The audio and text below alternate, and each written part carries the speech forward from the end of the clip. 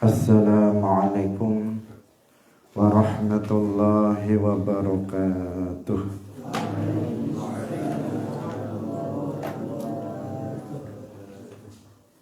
Alhamdulillahi rabbil alamin. Lahul ni'matu wa lahul fadlu wa lahul thana'ul hasan. Wassalawatullahil barrir rahim wal malaikatil muqarrabin ala sayyidina wa maulana Muhammadin wa ala alihi wa ashabihi tayyibin tahirin. Allahumma la sahla illa ma ja'altahu sahla wa anta taj'alul hazna idza syi'ta sahla. Allahumma arzuqna al-ikhlasa fil niyyati wal qawli wal amal. Wa ba'du. Ila Nabiyil Mustafa sallallahu alaihi wasallam wa ikhwanihi minal anbiya'i wal mursalin wa syuhada'i was salihin, khususan ila sultanil awliya Syekh Abdul Qadir Al-Jilani wa Syekh Ahmad Ar-Rifa'i wa Syekh Bahauddin An-Naqsyabandi wa Syekhina Abdullah Al-Harari wa ila arwahi muassisi jam'iyyati Nahdlatul Ulama Syekh Muhammad Hashim Ash'ari wa Syekh Bisri Sansuri wa Syekh Abdul Wahab Hasbuwah wa ila arwahi jami'i ahli al-qubur minal muslimin wal muslimat. Al-Fatihah.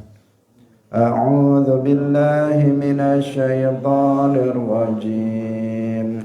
Bismillahirrahmanirrahim. Alhamdulillahi rabbil alamin. Ar-Rahmanir Rahim. Maliki yaumiddin. Iyyaka na'budu wa iyyaka nasta'in.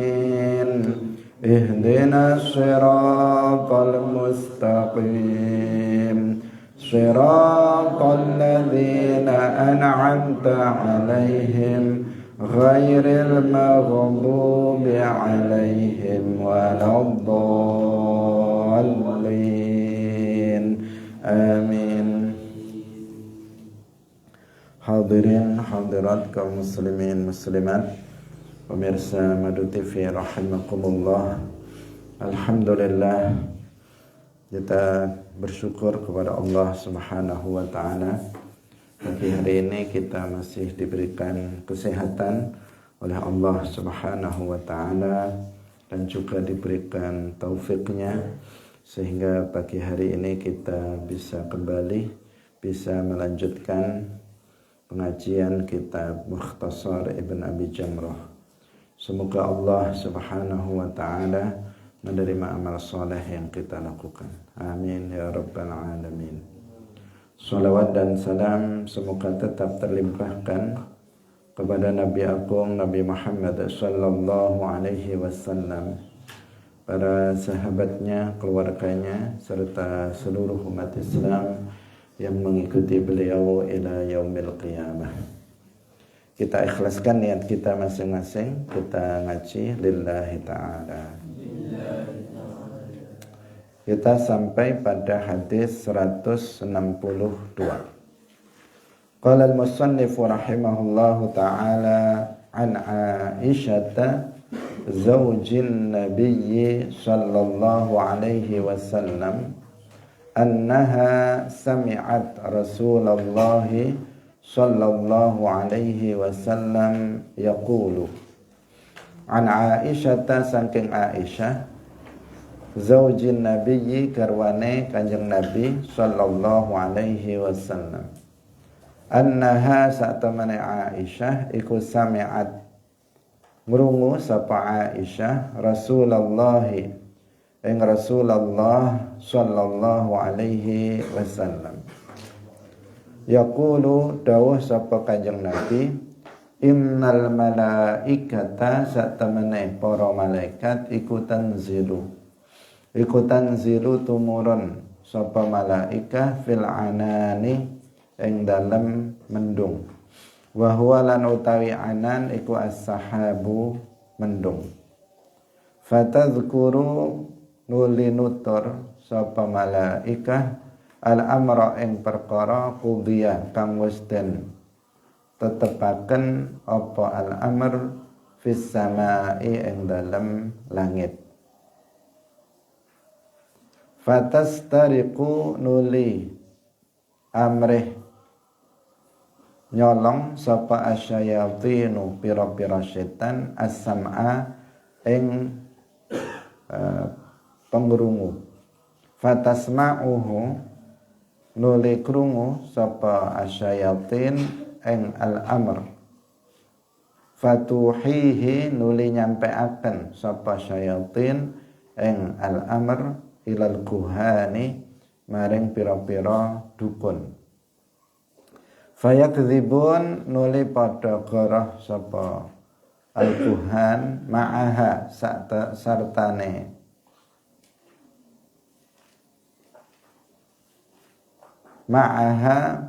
sartane kang den sebut kang den sampeaken syaiton mi'ata kadzbatin ing 100 kegorohan min indi anfusihim saking ngersane awak dhewene al-kuhan. Hadirin rahimakumullah, diriwayatkan dari Aisyah istri Nabi sallallahu alaihi wasallam bahwasanya beliau telah mendengar Rasulullah sallallahu alaihi wasallam bersabda, sesungguhnya para malaikat itu turun di awan, di mendung. Kemudian para malaikat itu menyebut sesuatu yang telah ditentukan atau ditakdirkan di langit. Kemudian setan itu mencuri dengar apa yang disampaikan oleh malaikat itu, sehingga setan ini bisa mendengarnya dan kemudian menyampaikan hal tersebut kepada para dukun. Nah, kemudian mereka berbohong, disertai dengan itu berbohong 100 kebohongan dari diri mereka sendiri. Hadirin rahimakumullah, segala sesuatu yang akan terjadi di alam semesta ini semuanya telah ditulis di Lauhil Mahfuz. Semuanya sudah ditakdirkan oleh Allah Subhanahu wa taala dan ditulis di Lauhil Mahfuz. Allah Subhanahu wa taala memerintahkan kepada Al-Qalamul A'la untuk menulis segala takdir manusia yang ada di alam semesta ini. Takdir itu sudah semuanya mahfuz atas perintah Allah Subhanahu wa taala. Dalam melaksanakan apa yang telah ditakdirkan oleh Allah Subhanahu wa taala itu, Allah Subhanahu wa taala memerintahkan kepada para malaikat untuk mengaturnya, untuk melakukannya. Sehingga para malaikat yang mereka itu adalah ahlus sama, penduduk langit, tinggal di langit. Mereka para malaikat ini setiap tahun mereka naik ke atas langit ketujuh untuk melihat Al-Lauhul Mahfuz, yaitu hal-hal yang berkenaan dengan sesuatu yang akan mereka kerjakan dalam 1 tahun yang akan datang. Jadi misalnya malaikat Azrail, maka dia melihat di Lauhil Mahfuz, yaitu setiap tahun sekali di malam Qadar, pada Lailatul Qadar, melihat di Lauhil Mahfuz siapa saja yang tahun ini itu dicabut nyawanya. Malaikat yang mengatur angin, malaikat yang mengatur hujan juga melihat dalam catatan yang ada di Lauhul Mahfuz apa yang mesti mereka lakukan berkenaan dengan tugas yang Allah berikan kepada mereka. Itu. Sehingga para malaikat ini mengetahui mengetahui tentang sesuatu sebagian hal atau sebagian perkara yang akan terjadi dalam waktu 1 tahun yang akan datang. Para malaikat ini mengetahui dari apa yang telah ditulis di Lauhul Mahfuz, tetapi tidak seluruhnya. Karena takdir manusia itu ada juga yang tercatat mu'allaq. Tercatat mu'allaq. Artinya terjadinya digantungkan kepada perbuatan manusia. Meskipun Allah Subhanahu wa taala itu sudah mengetahui dan telah menetapkan mana yang akan terjadi, apa yang akan terjadi. Tetapi ditulisnya di Lauhul Mahfuz itu digantungkan kepada suatu perbuatan yang menjadikan malaikat tidak mengetahui mana di antara dua perkara tersebut yang akan terjadi pada seseorang tersebut.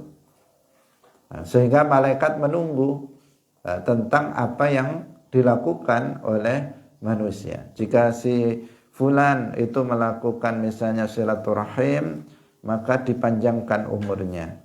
Jika si fulan itu tidak silaturahim, maka dicabut nyawanya tahun ini. Itu malaikat nggak tahu mana yang di antara kedua itu yang akan terjadi. Sehingga para malaikat menunggu perbuatan yang dilakukan oleh si fulan tersebut. Tetapi Allah Subhanahu wa taala sudah mengetahui dan Allah yang menciptakan serta menetapkan, mentakdirkan si fulan itu silaturahim atau tidak, umurnya dipanjangkan atau tidak, Allah sudah tetapkan itu dan tidak berubah. Karena apa yang telah ditakdirkan oleh Allah terjadinya, maka pasti terjadi dan tidak akan berubah. Hadirin rahimakumullah. Nah, di sini diceritakan dalam hadis, para malaikat itu turun ke mendung, ke awan. Kemudian di antara para malaikat itu berbincang. Mereka berbincang di antara mereka tentang apa yang telah ditakdirkan oleh Allah Subhanahu wa taala yang mereka lihat di langit, di atas langit ketujuh, yaitu yang di Lauhul Mahfuz. Di saat itu ada setan yang mencuri dengar tentang pembicaraan para malaikat ini. Dia mencuri dengar itu ya dia berusaha untuk nguping tentang apa yang sedang dibicarakan oleh malaikat itu tentang sesuatu yang akan terjadi di masa yang akan datang, yang telah Allah tetapkan, yang telah mereka lihat di atas langit ketujuh di Lauhul Mahfuz. Jadi syaitan ini hanya bisa naik ke atas itu hanya sampai ke mendung. Kalau kita lihat, mendung itu tidak seberapa tinggi. Kalau kita naik pesawat, kadang mendung masih berada di bawah kita. Masih berada di bawah pesawat. Berarti mendung itu tidak begitu tinggi posisinya. Dahulu, para ulama mengatakan dahulu, para setan ini sebelum diutusnya Rasulullah Shallallahu Alaihi Wasallam itu mampu naik mendekati langit. Dulu sebelum bi'atsatir Rasul, setan itu bisa naik sampai mendekati langit, itu bisa. Tetapi setelah diutusnya Rasulullah Shallallahu Alaihi Wasallam ba'dal bi'tsah, para malaikat ini nggak bisa naik sampai mendekati langit, bisanya hanya sampai mendung saja. Nah, kalau dia naik hanya bisa sampai di awan atau mendung, sampai sana. Nah, ini diceritakan tanzilu fil anan. Nah, artinya para malaikat turun di mendung dan di situ ada setan yang berusaha mencuri dengar apa yang sedang dibicarakan oleh para malaikat. Kemudian para setan ini menyampaikan apa yang dia dengar kepada para dukun. Nah, para dukun, kahin, kahin jamaknya kuhan, itu biasa kita artikan dukun. Tetapi dukun yang dimaksud bukan dukun pijit atau dukun beranak, bukan. Tetapi yang dimaksud adalah seseorang yang biasa dia menyampaikan tentang sesuatu yang akan terjadi di masa yang akan datang. Semacam peramal. Dia dukun ini adalah seorang peramal yang dia mengatakan nanti akan begini, nanti akan begini, nanti kamu akan seperti ini, nanti kamu akan seperti ini dan sebagainya. Dia meramalkan sesuatu yang akan terjadi di masa yang akan datang. Itu yang disebut dengan kahin atau kuhan. Jamaknya kuhan. Beda dengan arraf. Kalau arraf itu dia berbicara tentang sesuatu yang sudah terjadi. Itu namanya arraf dalam bahasa Arab. Ya sama dukunnya, kita kalau dalam bahasa kita sama dukunnya. Tetapi sebenarnya fokusnya beda. Kalau kahin itu fokusnya membicarakan tentang sesuatu yang akan terjadi di masa yang akan datang. Dengan kata lain, dia seorang peramal yang meramalkan sesuatu yang akan terjadi di masa yang akan datang. Sedangkan arraf, kita mengartikannya juga dukun, tetapi dia fokusnya adalah tentang sesuatu yang telah terjadi. Sesuatu yang telah terjadi. Kamu dulu begini kan, kamu misalnya sapi kamu hilang atau sepeda motor kamu hilang, kayaknya di sini dan sebagainya. Dia juga dukun juga. Ini adalah sebuah sesuatu praktek perdukunan, baik itu kahin atau arraf, itu adalah sesuatu hal yang dilarang. Perdukunan itu sesuatu yang dilarang di dalam Islam. Hadirin rahimakumullah. Jadi yang penyampai berita terhadap para dukun itu siapa? Setan. Setan, jin. Jin, setan. Setan itu kafirul jin. Jin yang kafir itu namanya syaitan. Dan syaitan itu musuh kita. Dia adalah kafir yang berusaha juga untuk menyesatkan manusia, itu syaitan. Nah, syaitan ini yang sudah dengar sedikit-sedikit namanya mencuri dengar. Tidak sepenuhnya apa yang dia dengar dari pembicaraan malaikat tentang sesuatu yang akan terjadi di masa yang akan datang. Malaikat kan sumbernya, kalau malaikat tahu persis karena malaikat melihat di Lauhul Mahfuz tentang apa yang akan terjadi. Kemudian dibicarakan di atas mendung oleh para malaikat ini, kemudian dicuri dengar oleh jin kafir ini, syaitan. Namanya mencuri dengar, informasinya tidak begitu lengkap. Nah, kemudian itu disampaikan kepada siapa? Kepada dukun untuk meramal, sebagai bahan untuk meramal sesuatu yang akan terjadi di masa yang akan datang. Ditambahi apa? Bumbu-bumbu kebohongan, dikatakan 100 kebohongan ditambahi. Kalau yang benar itu 1, bohongnya 100. Nah, itu apa? Seorang dukun itu akan seperti itu. Karena itu enggak boleh kita datang kepada seorang dukun. Sekedar kita bertanya kepada seorang dukun, itu enggak boleh. Datang kepada dukun untuk bertanya tentang nasib kita di masa yang akan datang. Kalau saya melakukan ini nanti bagaimana ya, misalnya. Sekedar bertanya, datang kepada dukun untuk bertanya, itu hukumnya adalah haram. Dia meyakini dalam i'tiqad dia, dalam keyakinan dia bahwa setiap yang disampaikan oleh sang dukun itu pasti benar, dan bahwa si dukun itu mengetahui perkara yang gaib, maka dia jatuh pada kekufuran. Jika sampai dia meyakini bahwa si dukun itu mengetahui sesuatu yang gaib dan setiap apa yang dia sampaikan itu pasti benar, maka di sini dia akan jatuh kepada kekufuran. Tapi kalau dia datang untuk bertanya, dalam hatinya dia nggak meyakini kalau orang ini tahu yang gaib, tapi dia bertanya, dia dalam keyakinannya mungkin benar, mungkin enggak misalnya, maka dia telah jatuh pada maksiat, pada dosa besar, karena dia telah datang dan bertanya kepada seorang antara daerah misalnya di Jawa atau di daerah Sumatera, di Kalimantan, itu beda praktek perdukunannya, tetapi memang itu adalah dukun.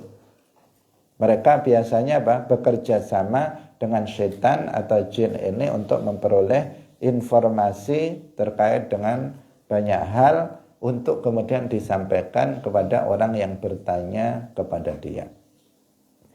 Hadirin yang dirahmati oleh Allah Subhanahu wa ta'ala. Jangan kita jadi dukun, dukun seperti ini, dan jangan datang kepada dukun. Dukun dengan pengertian yang tadi, atau seseorang yang kemudian dia berbicara tentang sesuatu yang bertanya atau datang kepada seorang dukun.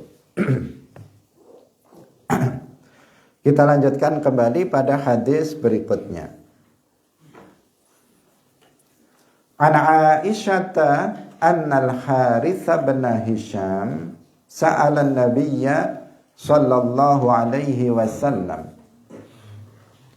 Sa'ala wastaqan sapa Al-Harits ibn Hisham an-nabiyya ing Kanjeng Nabi sallallahu alaihi wasallam. Kaifa halih kaya apa yatika teka ing sira sapa Jibril, apa yatika teka ing sira apa al-wahyu wahyu. Maksudnya Jibril yang membawa wahyu.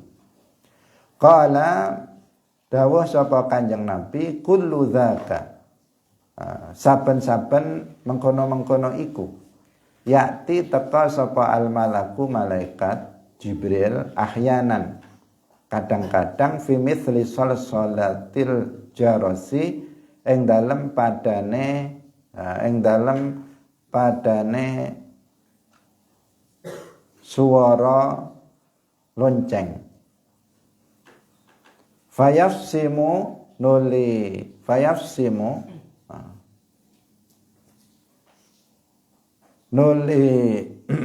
kabuka ani saking ingsun waqat wa'aitu lan teman-teman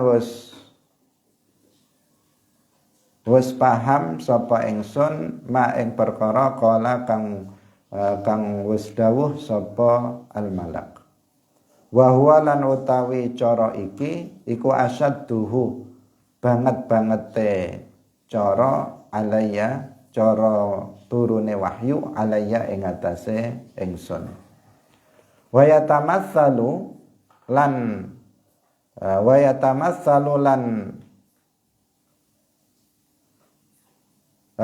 membo li maring ingsun sapa al malaku malaikat Jibril ahyanan, terkadang rajulan ing wong lanang, fayukallimuni nuli ngomongi sapa rajul ing ingsun fa'ai nuli paham sapa ingsun ma ing perkara yaqulu kang ngucap sapa malak.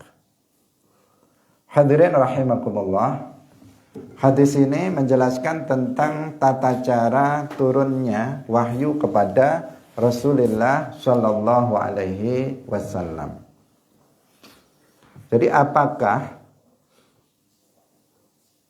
wahyu itu turun dengan dibawa oleh malaikat Jibril? Kita tahu bahwa aminul wahyi, malaikat yang ditugaskan oleh Allah Subhanahu wa taala untuk menurunkan wahyu adalah Jibril alaihi salam. Bagaimana cara Jibril itu menurunkan wahyu kepada Nabi Muhammad sallallahu alaihi wasallam? Ada berbagai macam metode. Secara umum itu ada dua sebagaimana disebut di sini, yaitu metode malakiyah dan metode basyariyah. Metode malakiyah itu metode yang pertama, yaitu malaikat Jibril alaihissalam datang. Malaikat Jibril datang kepada Nabi Muhammad sallallahu alaihi wasallam serupa dengan bunyi lonceng. Serupa dengan bunyi lonceng. Mithli salsalatil jaras. Ketika lonceng itu sudah berhenti dan pergi, maka kemudian aku sudah memahami apa yang disampaikan oleh malaikat Jibril kepadaku, kata Nabi Shallallahu Alaihi Wasallam. Dan beliau mengatakan ini cara turunnya wahyu yang paling berat bagiku, yaitu ketika malaikat Jibril di sini datang dalam bentuk itu, atau dalam bentuk ada suara, semacam suara bunyi lonceng. Itu yang berat bagi Rasulullah Shallallahu Alaihi Wasallam. Yang cara yang paling berat turunnya wahyu bagi Rasulullah Shallallahu Alaihi Wasallam. Kita agak sulit seperti apa menggambarkannya. Yang jelas tiba-tiba ketika Jibril datang terdengar bunyi lonceng. Seperti apa kerasnya sehingga menjadikan Nabi itu merasa berat dengan metode turunnya wahyu yang seperti itu. Begitu sudah hilang, Nabi sudah langsung memahami wahyu yang diturunkan kepada beliau. Yang pertama. Yang kedua adalah basyariyah, yaitu malaikat Jibril itu merubah wujudnya dalam wujud manusia, seorang laki-laki. Merubah wujudnya dalam bentuk seorang laki-laki, tetapi bukan laki-laki, bukan laki-laki, karena malaikat seperti yang telah kita pelajari, malaikat itu laisu dzukuran wa laisu unasan. Para malaikat itu bukan laki-laki dan juga bukan perempuan, tetapi malaikat terkadang mereka merubah wujudnya dalam bentuk laki-laki, tetapi bukan laki-laki tanpa alat kelamin. Seakan-akan dia laki-laki, tetapi sebenarnya dia bukan laki-laki dan juga bukan perempuan. Dan malaikat gak pernah merubah wujud menjadi perempuan, gak pernah. Yang pernah adalah merubah wujudnya dalam bentuk seperti seorang laki-laki. Malaikat Jibril itu terkadang ketika menurunkan wahyu, beliau datang dalam bentuk seorang laki-laki, merubah wujudnya dalam bentuk seorang laki-laki, seperti yang kita pelajari dalam hadis Jibril yang ada dalam Arba'in Nawawiyah. Hadis Jibril yang panjang, ada seorang laki-laki datang kepada Nabi, yang ketika itu Nabi sedang bersama para sahabatnya. Tiba-tiba laki-laki ini datang dan mendekat, duduk tepat di hadapan Rasulullah Shallallahu Alaihi Wasallam, seperti orang yang sangat dekat dengan Rasulullah Shallallahu Alaihi Wasallam. Orang-orang tidak mengenal siapa orang ini, tetapi dari sisi, artinya kalau tidak mengenal itu dia bukan orang Madinah. Tetapi dari sisi lain tidak ada bekas-bekas bahwa dia baru datang dari perjalanan yang jauh. Pakaiannya yang putih, rambutnya yang rapi, tidak menunjukkan bahwa dia baru saja melakukan perjalanan jauh. tetapi juga nggak ada orang yang mengenal dia. Artinya kalau orang itu rapi kan berarti dari sekitar sini saja. Nah, sekitar dari lingkungan sini saja tadi dia sudah karena rapi. Tapi kok nggak ada yang mengenalnya. Nah, berarti kemungkinan dari jauh. Kalau dari jauh kok rapi. Mestinya kalau dari jauh itu orang kalau baru saja datang dari perjalanan jauh, apalagi pada masa lalu, itu ya pakaiannya berdebu, rambutnya acak-acakan, kan terlihat orang yang baru datang dari bepergian yang jauh. Tetapi ini tidak, sehingga menjadikan para sahabat ketika itu terheran-heran, siapa orang ini. Kemudian bertanya kepada Nabi, setelah Nabi menjawab, dia mengatakan sodaqta. Bertanya mal Islam, dijawab oleh Nabi, kemudian dia mengatakan kamu benar. Bertanya lagi mal iman, dijawab oleh Nabi, dia mengatakan sodaqta, kamu benar. Bertanya, dijawab kok dia malah membenarkan. Mestinya bertanya itu kan namanya bertanya kan dia nggak tahu. Kalau dia membenarkan berarti dia sudah tahu jawabannya. Sehingga menjadikan para sahabat itu terheran-heran. Kemudian setelah perginya orang ini, Nabi menjelaskan kepada para sahabat bahwa yang datang tadi itu adalah Jibril. Yang datang ke sini untuk mengajari kalian tentang urusan agama kalian dalam bentuk tanya jawab. Nah, ketika Nabi menjawab, maka mereka, para sahabat mendengar jawaban itu, menjadi mereka belajar tentang apa itu iman, apa itu Islam, apa itu ihsan, dan apa itu hal-hal atau tanda-tanda kiamat. Mereka menjadi belajar dari dialog Nabi Muhammad SAW dengan malaikat Jibril. Ini contoh bahwa Jibril datang dalam bentuk seorang laki-laki. Artinya dia merubah wujudnya seakan-akan Jibril itu adalah seorang laki-laki.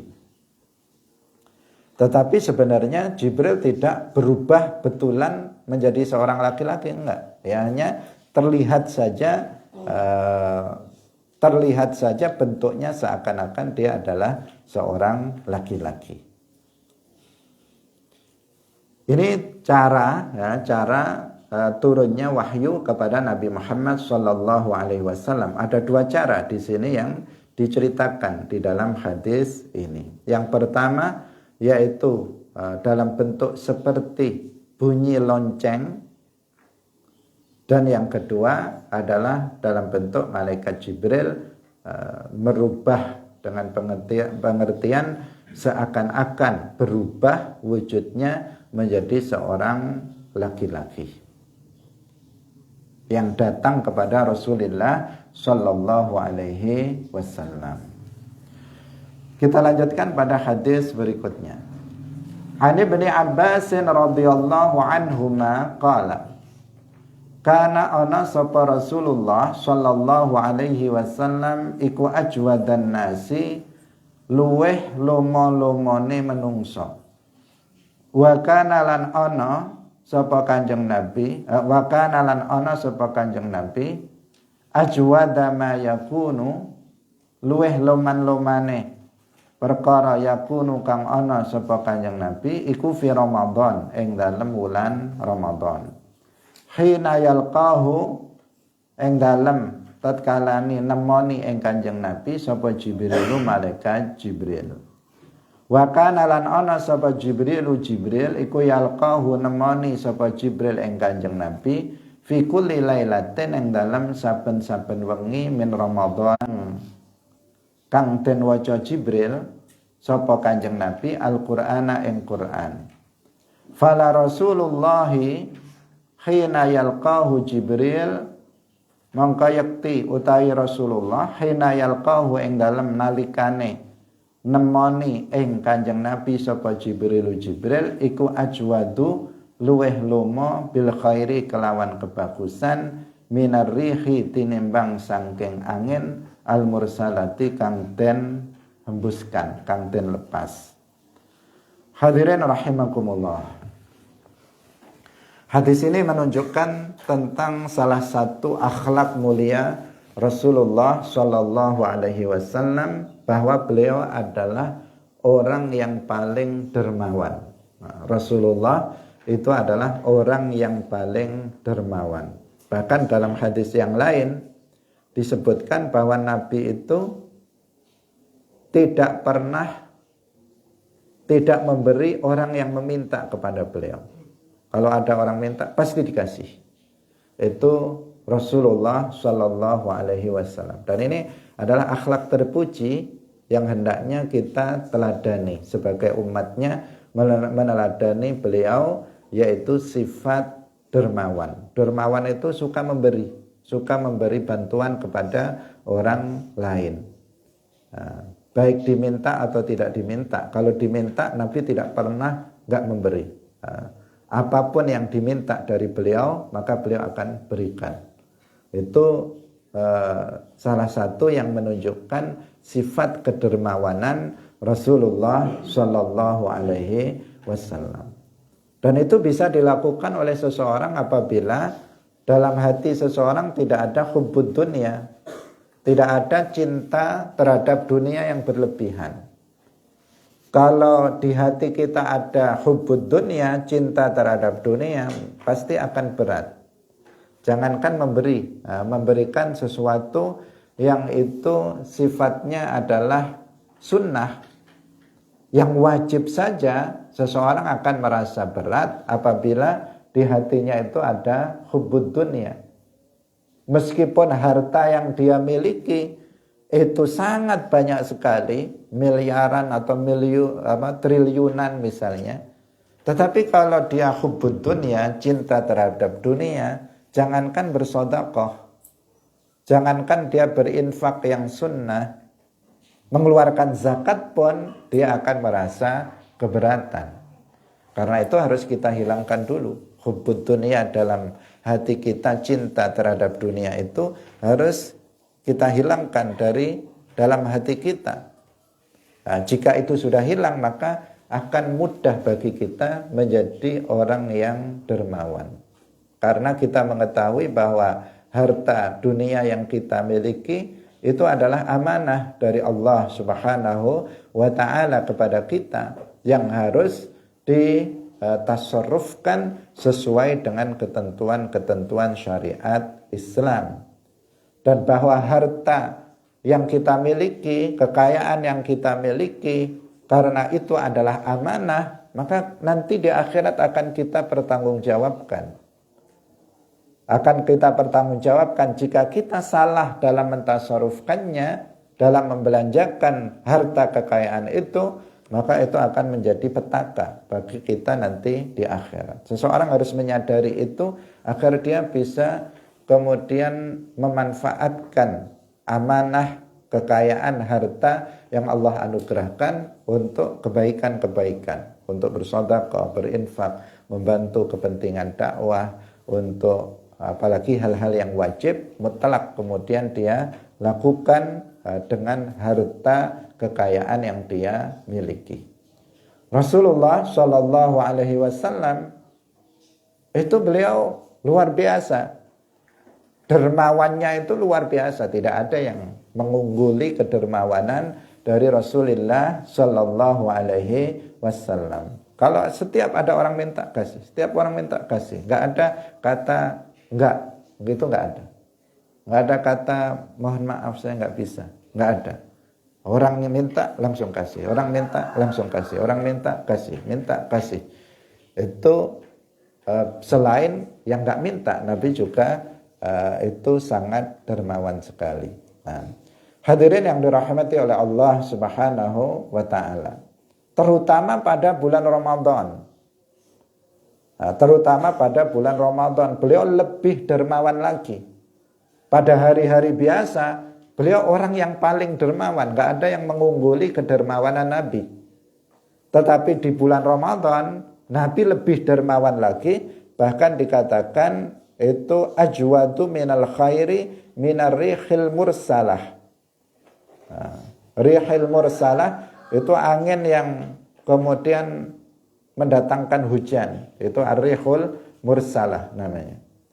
Ya, angin yang dihembuskan, yang diutus maksudnya untuk kemudian mendatangkan hujan. Artinya sangat cepat, sangat cepat dalam memberi, itu sangat cepat, nggak mikir-mikir. Kalau kita mau sedekah kan mikir-mikir, ini gimana nih? Kadang kita cari sedekah yang paling, kalau kita punya uang banyak, misalnya kita cari yang paling kecil. Misalnya ada yang merah, ada yang biru, ada yang hijau, ada yang coklat. Kita cari yang coklat atau apa itu yang paling kecil 2000 itu berapa, apa warnanya? Abu-abu. Kita cari yang abu-abu. Ini sedekah. Yang merah disimpan atau tidak dikeluarkan. Kita cari yang paling kecil untuk sedekah. Mikirnya pilih yang abu-abu pun masih mikir dulu, bukan langsung diambil langsung dikasihkan. Masih mikir dulu, ini nanti saya butuh apa enggak, dan seterusnya. Itu kebanyakan kita sangat tidak dermawan, sangat pelit, padahal itu adalah harta kekayaan amanah dari Allah Subhanahu wa taala untuk kita yang semuanya akan dimintai pertanggungjawaban nanti pada hari kiamat. Nah, kenapa pada bulan Ramadan Rasulullah Shallallahu Alaihi Wasallam lebih dermawan dari hari-hari biasa? Karena pada bulan Ramadan setiap malam Jibril itu menemui Nabi.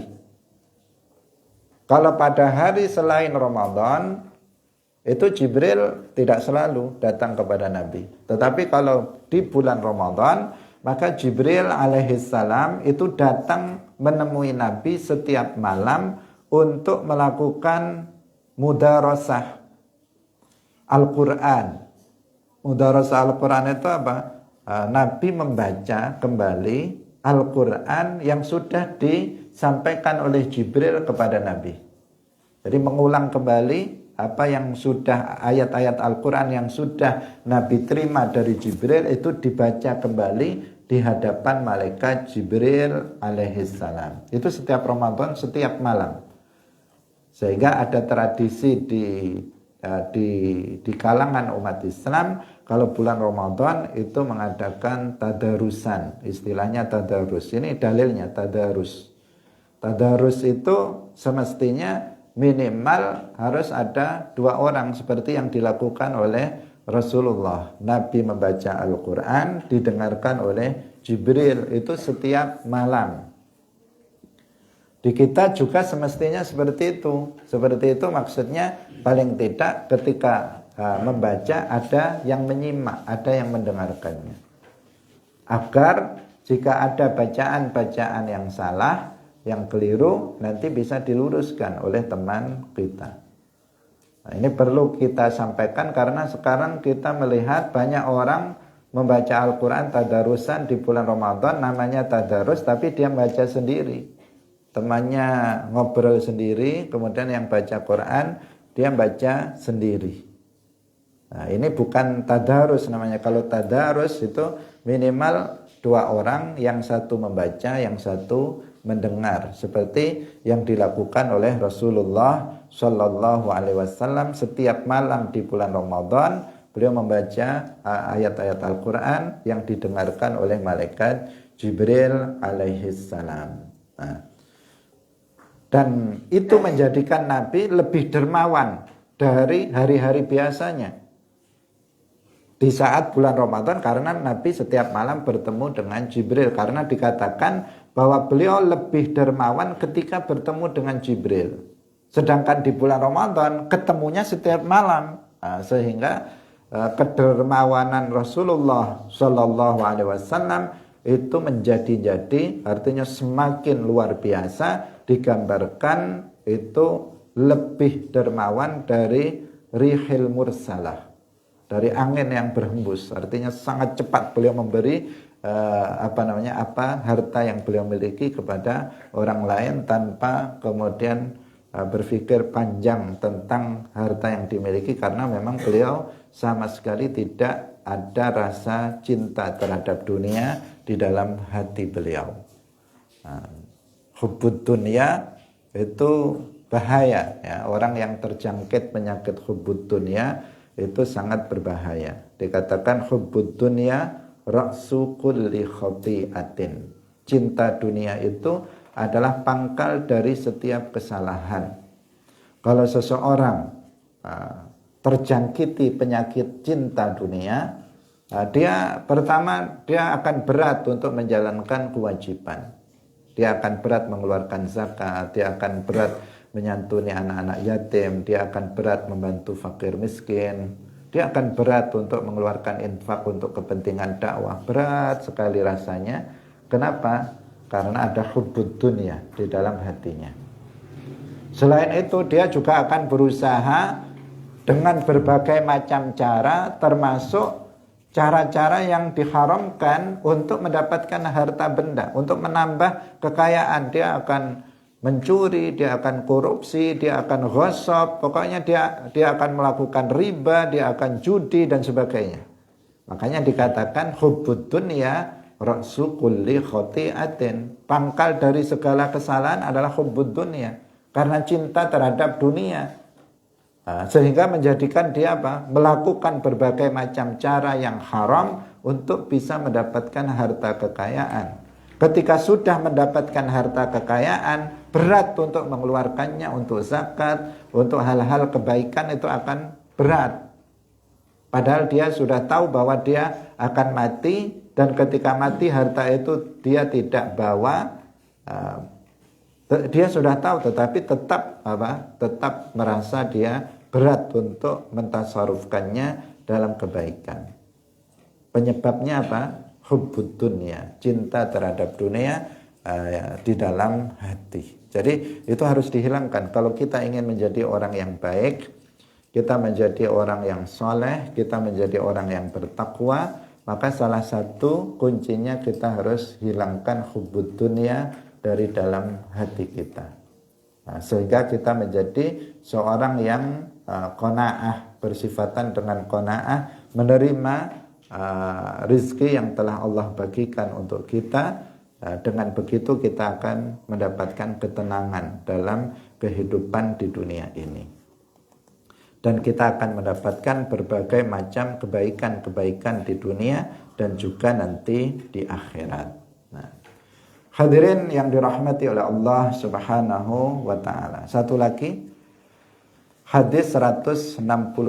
An Abi Hurairah radhiyallahu anhu qala Rasulullah sallallahu alaihi wasallam, idza da'a, tatkalane ngundang sapa ar-rajulu, ngundang utawa ngajak sapa ar-rajulu wong lanang, imra'atahu ing bojo wadone rajul, ila firashihi maring nggon turune rajul, fa'abat, nuli nyegah sapa imra'ah, fabata nuli nginep sapa rajul ghadbana khalih wong kang muring-muring alaiha ing atase imra'ah, la'anatha mongko nglaknat ing imra'ah sapa al malaikatu para malaikat hatta tusbiha sehingga isuk sapa al mar'ah. Rasulullah Shallallahu Alaihi Wasallam bersabda, jika seorang laki-laki, seorang suami, da'a imra'atahu ila firashihi, mengajak istrinya ke tempat tidurnya. Artinya yang dimaksud di sini, ini kinayah dari jima. Kinayah, bahasa halusnya dari melakukan hubungan suami istri. Ketika seorang suami mengajak istrinya untuk melakukan hubungan suami istri, fa'abat, tapi istrinya nggak mau, istrinya menolaknya tanpa uzur. Menolak di sini maksudnya tanpa ada uzur. Si istri nggak sakit, nggak sedang sakit, tidak sedang haid, dia normal, sehat, nggak ada masalah. Hanya karena nggak dikasih duit aja kemarin misalnya, misalnya. Kemudian dia menolak hal itu sehingga suaminya marah. Malam itu suaminya tidur dalam kondisi marah terhadap istrinya. la'anat hal malaikatu, maka para malaikat akan melaknat perempuan itu sampai dengan pagi. Apa maksudnya? Ketika dikatakan la'anat hal malaikah, artinya perempuan itu telah melakukan dosa besar. Dia telah melakukan dosa besar, yaitu menolak ajakan suami melakukan hubungan suami istri padahal tidak ada uzur bagi si istri itu. Dan di sini suaminya marah. Kalau suaminya nggak marah, nggak masalah. Kalau suaminya sabar, misalnya ditolak, misalnya, kemudian ya udah nggak apa-apa, misalnya. Suaminya nggak apa-apa, bilang nggak apa-apa, ridho, dia nggak masalah, nah, maka si istri nggak berdosa. Tapi kalau suaminya marah, biasanya marah itu suaminya. Kalau seperti itu, kalau marah suaminya, marahnya sampai pagi, maka di sini si perempuan itu jatuh pada dosa besar. Tapi kalau si istri itu sedang ada uzur, meskipun suaminya marah, si istri tidak berdosa. Misalnya si istri sedang sakit, kemudian suaminya memaksa, si istri menolak, dia tidak berdosa karena ada uzur. Apalagi uzurnya uzur syar'i. Misalnya si istri sedang haid, kemudian suaminya minta untuk melakukan hubungan suami istri. Tentu saja di sini si istri wajib untuk menolaknya. Tidak boleh dia untuk menerimanya. Kenapa? Karena memang melakukan hubungan suami istri di saat istri haid itu dosa. Itu termasuk maksiat yang tidak boleh dilakukan. Dan la ta'ata li makhluqin fi maksiatil khaliq. Tidak boleh taat terhadap makhluk dalam bermaksiat kepada Allah Subhanahu wa ta'ala. Nggak boleh demi ketaatannya terhadap suami kemudian dia bermaksiat kepada Allah Subhanahu wa ta'ala. Nah, jadi di sini yang harus diperhatikan, di sini dikatakan fabata ghadbana 'alaiha. Fa'abat bila uzrin, maksudnya fa'abat bila uzrin, perempuan itu menolak tanpa uzur. Kemudian fabata ghadban 'alaiha, kemudian si suami bermalam dalam kondisi marah. Maka di sini baru dikatakan si istri jatuh pada dosa besar. Tapi jika abad bi uzrin, maka dia tidak jatuh pada dosa besar. Atau abad bila uzrin, tetapi suaminya ridho, tidak marah malam itu, maka di sini dia si istri juga tidak berdosa.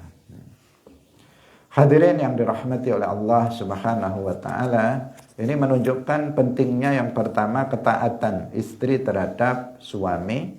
Yang kedua adalah perihal tentang masalah hubungan suami istri, itu yang harus juga diperhatikan oleh suami diperhatikan oleh istri, karena hal itu bisa memicu hal-hal penolakan, itu bisa memicu terhadap hal-hal yang tidak baik bagi suami.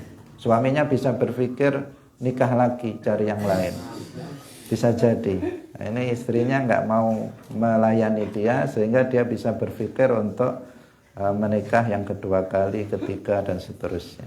Atau bisa berpikir untuk menceraikan istrinya dan sebagainya. Karena itu harus diperhatikan oleh seorang istri. Hadirin rahimakumullah, sampai di sini pengajian kita, semoga bermanfaat. Barakallahu fikum. Wallahul muwaffiq ila aqwamit thariq. Wassalamualaikum warahmatullahi wabarakatuh. La ilaha illallah. Allahumma salli ala sayyidina Muhammad wa ala alihi wa sahbihi wa sallim. Rabbi ghfirli wa liwalidayya wa lil mu'minina wal mu'minat.